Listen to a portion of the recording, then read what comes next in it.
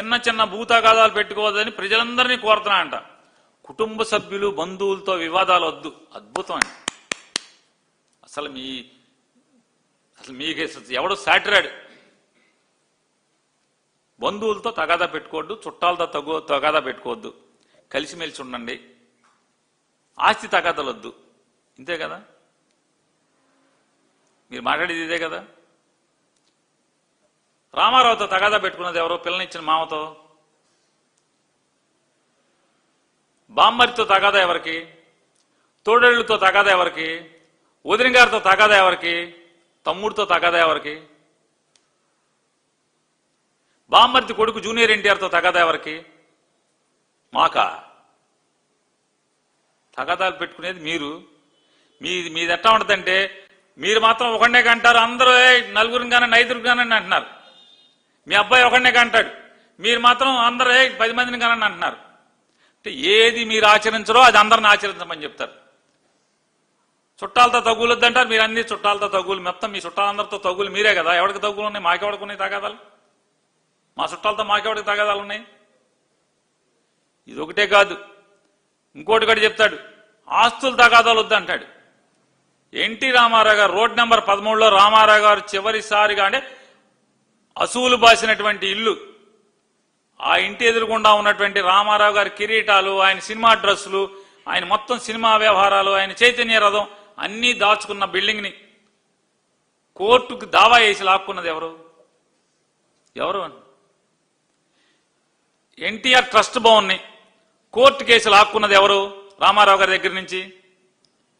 NT Ramarao గారు Telugu Desam party bank అకౌంట్లు seize, Ramarao సంతకం పనికి రాకుండా, ఎన్టీ రామారావు గారి సంతకం పనికి రాకుండా సీజ్ చేయించి ఆ డబ్బు మొత్తం మీకు వాల్చుకుని ఆ డబ్బులంతా మీరు వాడుకున్నది ఎవరు? మీరు కాదా? బసవతారకం క్యాన్సర్ హాస్పిటల్ పెట్టింది ఎవరు? ఎన్టీ రామారావు గారు. ఇవాళ ఎవరి చేతిలో ఉన్నారు? మీరు, మీ అబ్బాయి, మీ కోళ్ళు, మీ అబ్బాయి తోడళ్ళు. పాత వాళ్ళందరూ ఏమయ్యారు? నోరి దత్తాత్రేయ గారు ఏమయ్యారు? హాస్పిటల్ పెట్టిన, క్యాన్సర్ హాస్పిటల్ పెట్టిన డాక్టర్ గారు, ఆలోచన చేసిన డాక్టర్ గారు ఏమైపోయాడు? కోడెల శివప్రసాద్ కుటుంబం ఏమైపోయింది? వీళ్ళందరూ ఏమైపోయారు? ట్రస్ట్లో పాత సభ్యులందరూ ఏమైపోయారు? ఎవరు ఆస్తులు లాక్కున్నది? ఎవరు చెప్తున్నారు నీతులు? నిమ్మకూరులో జూనియర్ ఎన్టీఆర్కి పొలం లేకుండా ఇప్పుడు మొత్తం తీసేసుకున్నది ఎవరు? భయపెట్టారా? బెదిరించారా? ఏం చేశారు? బతిమాలారా? మొన్న 100 ఎకరాలు కొన్నారు కదా మీ ట్రస్ట్కి నిమ్మకూరులో. మన ఇంటి వాళ్ళు వచ్చి రిజిస్ట్రేషన్ చేసుకున్నారు కదా, రిజిస్ట్రార్ గారు పరిగెత్తుకుంటా నిమ్మకూరు వచ్చి చేశాడు కదా. అందరి మొత్తం మీ బామ్మర్దులు అందరూ కొనేసుకున్నారు కదా మీరు. నేను తగులు ఆస్తులు తగులు పెట్టుకోవటం, ఇంట్లో చుట్టాలతో తగులు పెట్టుకోవటం, చుట్టాల ఆస్తులు లాక్కోవటం. మీ అత్తగారు బతికుంది కదా, మాంగారు చచ్చిపోయాడు, అత్తగారు బతికుంది కదా, అత్తగారితో తగ్గు ఎందుకు? సంక్రాంతి పూట పెద్దల పండుగ, సంక్రాంతి పూట భోజనం పెట్టి చీర పెట్టి పంపించావు పోనీ ఉన్న అత్తగారికి ఎప్పుడన్నా? మేం పెట్టుకున్నాం తగులు పెట్టుకునేది మీరు. జనాలను తగులు పెట్టుకోవద్దని చెప్తారు. అంటే మీరు ఏది ఆచరించరో దాన్ని మీరు అందరిని ఆచరించమని చెప్తారు. కోడి పందాలు వినోదంగా చూడాలి, జోదంగా కాదంట. చూడండి, ఇంకౌలు చెప్తాడు. అంత ఎలక్షన్ ముందు ఏం మాట్లాడాడు చూడండి. మన సాంప్రదాయం అన్నాడు, అది అన్నాడు, ఇది అన్నాడు. వీళ్ళ ఎమ్మెల్యే గారు ఒక ఆయన అయితే అసలు మామూలుగా ఎవడో ఇక్కడ మన జోదం ఆడాల్సిందే ఇక్కడ అని చెప్పి సుప్రీంకోర్టుల దాకా వెళ్తాడు, స్టేట్మెంట్లు ఇస్తాడు ఆయన. మొత్తం వీళ్ళందరూ కూడా, వీళ్ళ ఎమ్మెల్యేలు అందరూ, వీళ్ళ మంత్రులు కత్తి కడతారు, పట్టుకుంటారు, ఫోటోలు దిగుతారు, వీడియోలు దిగుతారు, రిబ్బన్ కట్ చేస్తారు బరిలికి. అక్కడ జరిగేదంతా జోదం. పోలీస్ కేసులు ఉండవు ఒక్కడి మీద.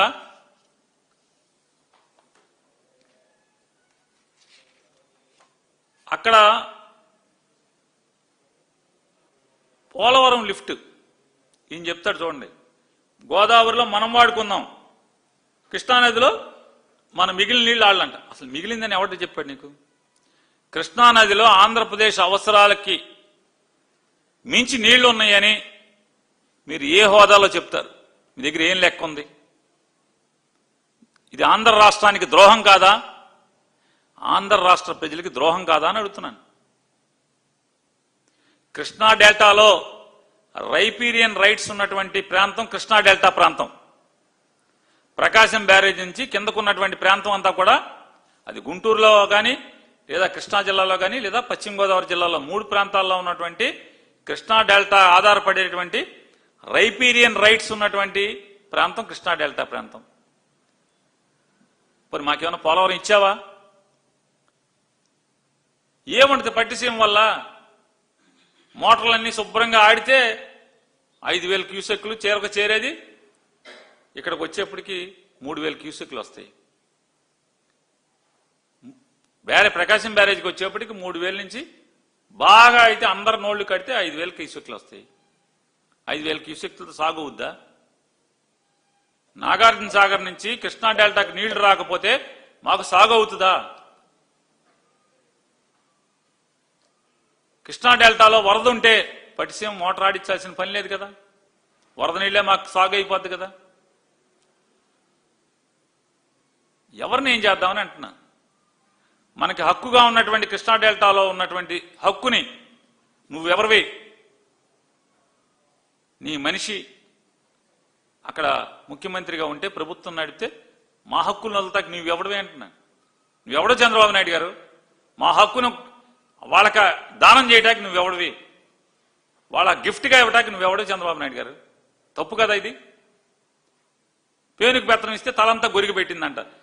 5 ఏళ్ళు పాలించబోయా అంటే మొత్తం మా కృష్ణానది మీద ఆధారపడిన పితోడికి తల కొరికేస్తున్నాం, క్రాపేస్తున్నాం. అక్కడ సాగునీటి కోసం ఎన్జీటీ స్టే ఉంటే తాగునీటికి 1 టీఎంసీ తీసుకోవాలి అని చెప్పి వర్క్ మొత్తం కంప్లీట్ అయిన దానికి లిఫ్ట్లు పెడితే చాలు, ఒక మోటార్ బిగించి కింద గొట్టం ఏలాడదీస్తే తొండం ఏలాడదీస్తే రాయలసీమలకి గుక్కి నీళ్ళు అందుతాయి, పెన్నా వాళ్ళకి గుక్కి నీళ్ళు అందుతాయి, నెల్లూరు వాళ్ళకి గుక్కి నీళ్ళు అందుతాయి, కర్నూలు వాళ్ళకి నీళ్ళు అందుతాయి, అనంతపురం వాళ్ళకి నీళ్ళు అందుతాయి. అసత్యాలు మాట్లాడుతూ ముచ్చుమరిలో ఉన్నది 0.33 టీఎంసీ నీళ్లు తోడుకట్ట అవకాశం ఉన్నటువంటి ముచ్చుమర్రి. 0.33తో ఎక్కడ కుప్ప నీళ్ళు వస్తాయా? హెచ్ఎన్ఎస్ఎస్ లో 0.33తో కుప్పంలోకి నీళ్లు వస్తాయా అని అడుగుతున్నా. కుప్పం దగ్గరికి వెళ్ళాలి కదా, 550 కిలోమీటర్లు. 550 కిలోమీటర్లు ముచ్చుమర్రి నుంచి కుప్పానికి నీళ్లు వస్తాయా? ఇది ఎక్కడ అసలు అక్కర్లేదంటారు మీరు. రాయలసీమ లిఫ్ట్ అక్కర్లేదంటారు. ఎవరికి లిఫ్ట్ అక్కర్లేదు? పచ్చి పాపం మాటలు మాట్లాడతారు. ఇవాళ పోతిరెడ్డిపాడు హెడ్ రెగ్యులేటర్ని రాజశేఖర రెడ్డి గారు పెంచాడు కాబట్టి మహానుభావుడు పెంచినప్పుడు ఇక్కడ నీ వంది మాగలతో ఎంత విషం చిమ్మిచ్చావు, ఎంత విషం ఇక్కడ రెచ్చగొడతాకి ప్రయత్నం చేశావు, ఇక్కడ చిచ్చుబెట్టి కృష్ణా డెల్టాలో చిచ్చు పెడతాకి ప్రయత్నం చేశావు నీ మనుషుల్ని, నీ ఏజెంట్లను పెట్టి. పోతిరెడ్డిపాడు హెడ్ రెగ్యులేటర్ని వెంటులు పెంచుతుంటే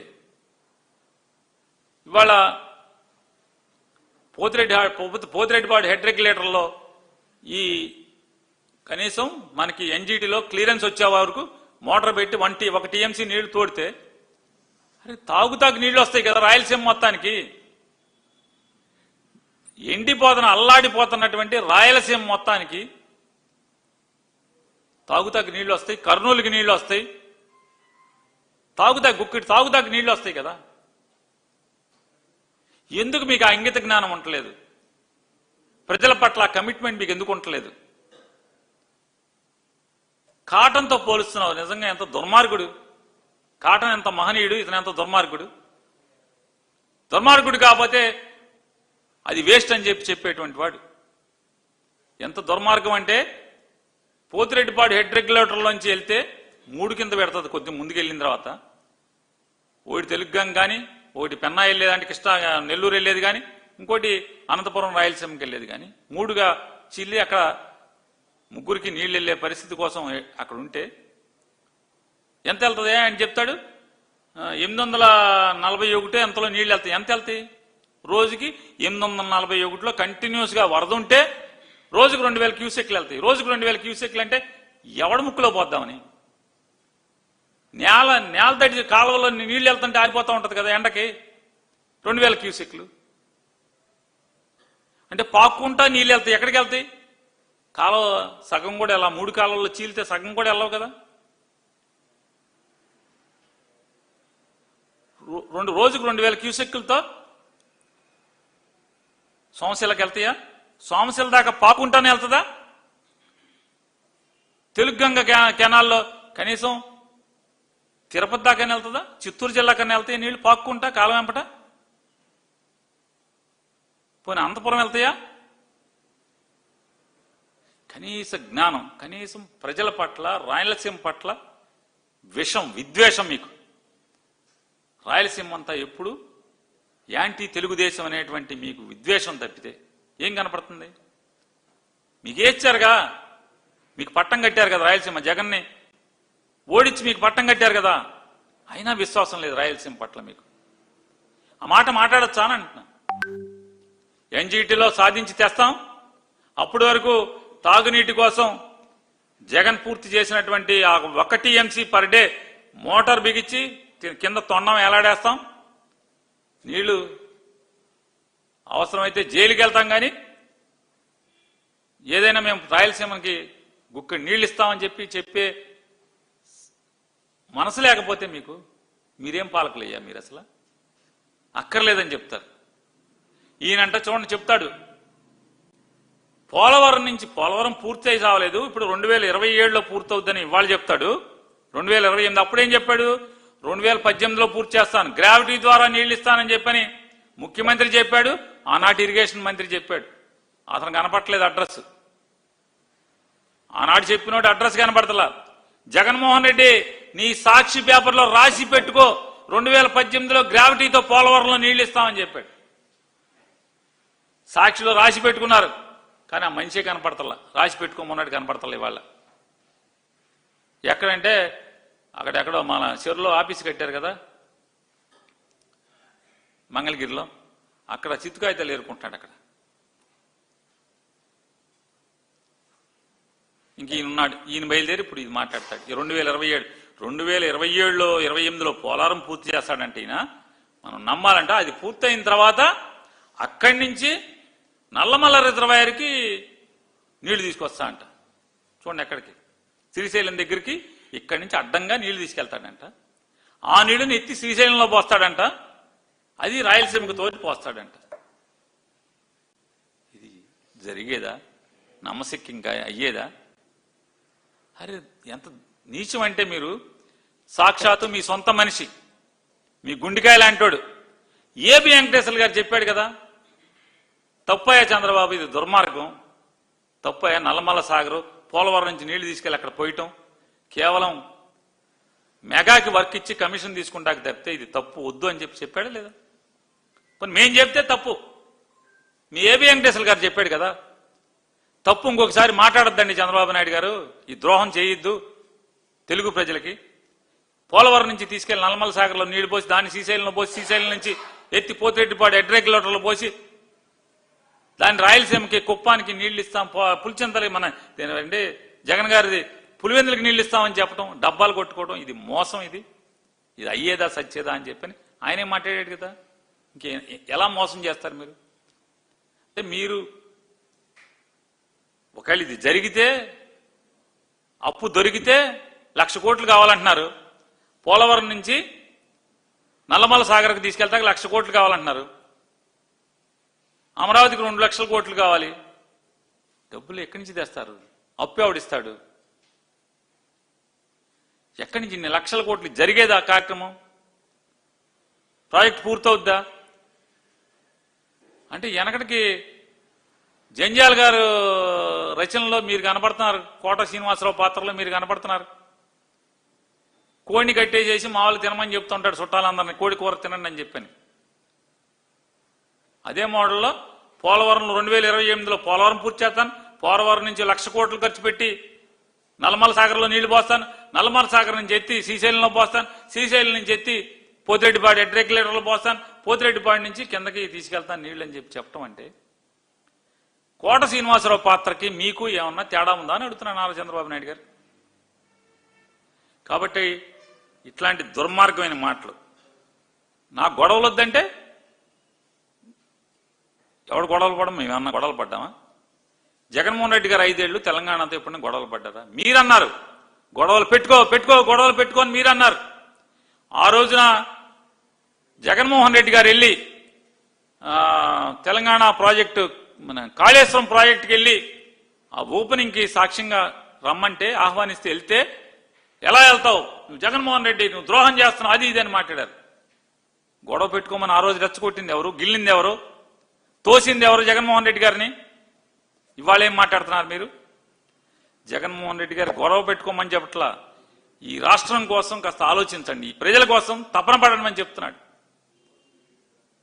1 టీఎంసీ నీళ్లు తోడే మోటార్లు పెట్టండి, గొట్టం తగిలించండి, బర్ర నీళ్లు లాక్కోవచ్చు, పోయిండి, తాగునీళ్ళు ఇవ్వండి. సోమశిలలో పోయింది, అక్కడ తాగునీళ్ళు ఇవ్వండి.